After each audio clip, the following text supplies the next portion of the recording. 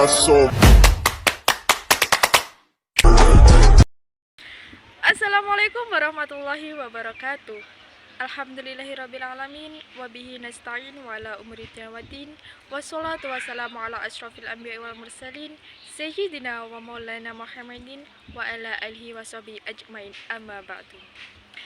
Yang saya hormati kepada Bapak Setiawadi Pambudi SEME selaku dosen pengampu mata kuliah Ekonomi Moneter Kebang Sentralan. Sebelumnya, perkenalkan nama saya Mukaromah, NIM 216120607, Prodi Perbankan Syariah, Fakultas Agama Islam Universitas Nahdlatul Ulama Blitar. Baik, di video ini saya akan membahas tentang efektivitas suku bunga. Nah, apakah suku bunga itu? Menurut Budiono, suku bunga adalah harga dari meminjam uang untuk menggunakan daya belinya dan biasanya dinyatakan dalam bentuk persen. Sedangkan menurut Kasmir, suku bunga adalah balas jasa yang diberikan oleh bank yang berdasarkan prinsip konvensional kepada nasabah yang membeli atau menjual produknya. Sedangkan menurut Carr dan Fire, suku bunga itu adalah pembayaran bunga tahunan dari suatu pinjaman dalam bentuk persentase dari pinjaman yang diperoleh dari jumlah bunga yang diterima tiap tahun dibagi dengan jumlah pinjaman.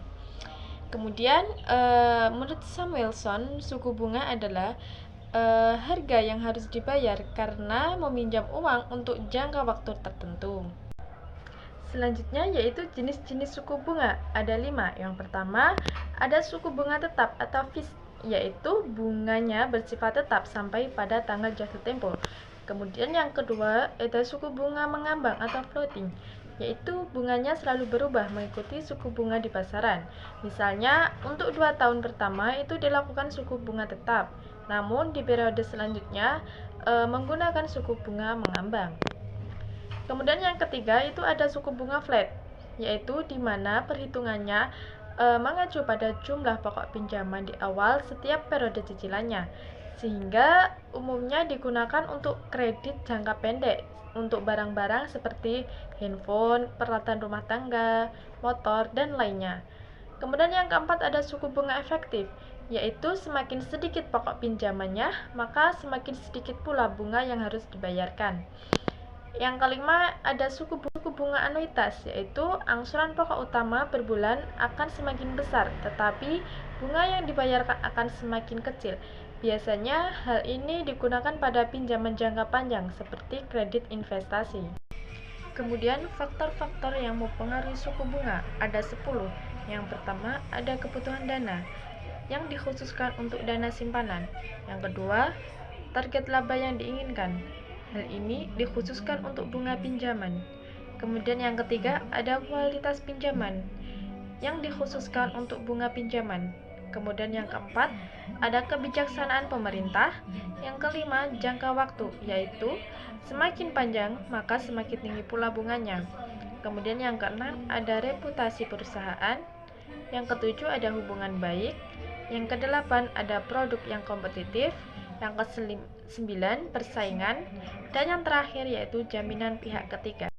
Kemudian ada komponen penentu suku bunga. Yang pertama ada total biaya dana atau cost of fund, yaitu total bunga yang dikeluarkan oleh bank untuk memperoleh dana simpanan baik dalam bentuk simpanan giro, tabungan maupun deposito. Total biaya tergantung pada suku yang diterapkan untuk memperoleh dana yang diinginkan. Semakin besar bunga yang dibebankan terhadap bunga simpanan, maka semakin tinggi pula biaya dananya. Begitu juga sebaliknya. Kemudian yang kedua ada biaya operasi, yaitu biaya yang dikeluarkan oleh bank dalam melaksanakan operasinya. Biaya ini terdiri biaya gaji pegawai, biaya administrasi, biaya pemeliharaan, dan biaya-biaya lainnya. Kemudian yang ketiga ada cadangan resiko kredit macet, yaitu cadangan terhadap macetnya kredit yang akan diberikan. Hal ini disebabkan setiap kredit yang diberikan itu pasti mengandung suatu resiko tidak terbayar. Oleh karena itu, pihak bank perlu mencadangkannya sebagai sikap bersiaga untuk menghadapinya dengan cara membebankan sejumlah persentase tertentu terhadap kredit yang disalurkan. Kemudian yang keempat ada laba yang diinginkan, yaitu setiap kali melakukan transaksi, bank selalu ingin memperoleh laba yang maksimal. Penentuan ini ditentukan oleh beberapa pertimbangan penting, mengingat penentuan besarnya laba itu sangat mempengaruhi besarnya bunga kredit. Nah, kemudian yang kelima yaitu pajak, yaitu kewajiban yang dibebankan pemerintah kepada bank yang memberikan fasilitas kredit kepada nasabahnya. Baik, selanjutnya ada fungsi dan manfaat suku bunga. Nah, bunga bank sendiri memiliki fungsi dan manfaatnya tersendiri. Bagi bank, bunga berfungsi sebagai sumber pendapatan bagi bank. Misalnya, saat bank menawarkan bantuan dalam bentuk kredit yang dapat dipinjam dengan syarat dan ketentuan berlaku bagi nasabah. Sementara, bagi nasabah sendiri, bunga bank memiliki manfaat untuk menambah dana nasabah. Di sini, bank memerlukan nasabah untuk menghimpun dana. Kemudian, nasabah menyimpannya dalam bentuk deposito. Audio Jungle.